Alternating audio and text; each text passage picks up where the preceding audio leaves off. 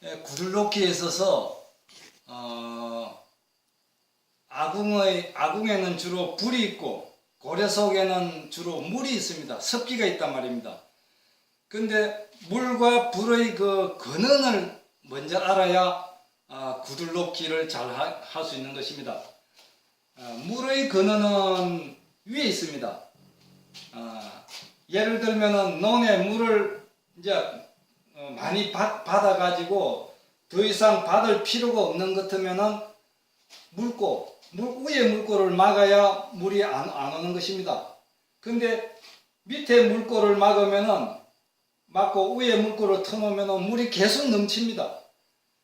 그와 같이 물의 근원은 위에 있다 합니다. 위에서 아래로 흐르는 것이 물이 흐르는 그 원리입니다.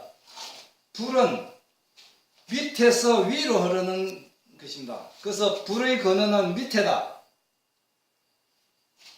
불을 끄는 데 있어서도 밑에서 불을 꺼야지, 밑에서 타오르는데 위에서 아무리 끌라 하더라도 불이 잘 꺼지지 않는 것입니다. 그래서 사람은 주로 물을 먹습니다. 음식을 먹고 물을 먹기 때문에 그 물의 근원이 위에 있기 때문에 이 먹는 입도 이 신체상 위에 있습니다. 근데 구들은 아궁이 불을 엮기 때문에 불의 근원은 밑에이기 때문에 구들의 불을 엮기 위해서 아궁이는 구들 구조에 있어서 가장 아래에 아궁이가 있는 것입니다. 그래서 사람은 입이 위에 있고 마지막에 항문이 신체 하단에 있습니다. 구들은 아궁은 가장 밑에 있고 가장 위에 굴뚝이 있는 것입니다.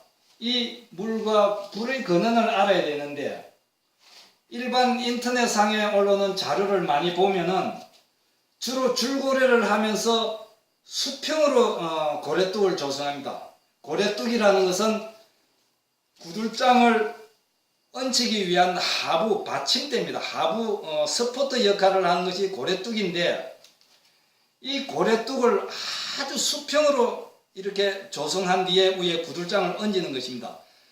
그것은 물의 인원입니다.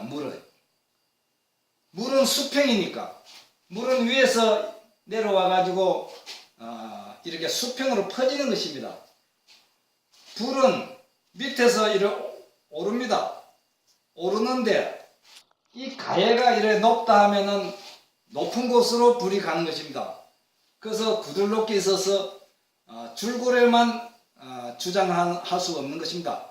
과거에 옛날에 줄고래는 엄밀히 말하면 전부 다 흩은 고래입니다.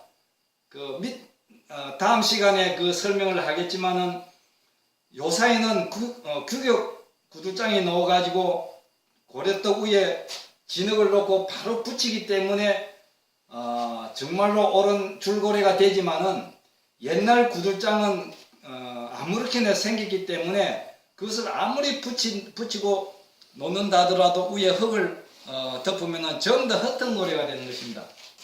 그래서 구들놓기에 있어서도 그 물의 근원, 습기가 어디서 생겨가지고 어디로 빠져야 되는가, 또 아궁의 하열은 고래 속에 들면서 어떻게 해야 방 전체에 퍼질 수 있는가, 이런 것을 가늠하려면 물과 불의 근원을 알아야 된다, 이런 뜻으로 말씀드렸습니다.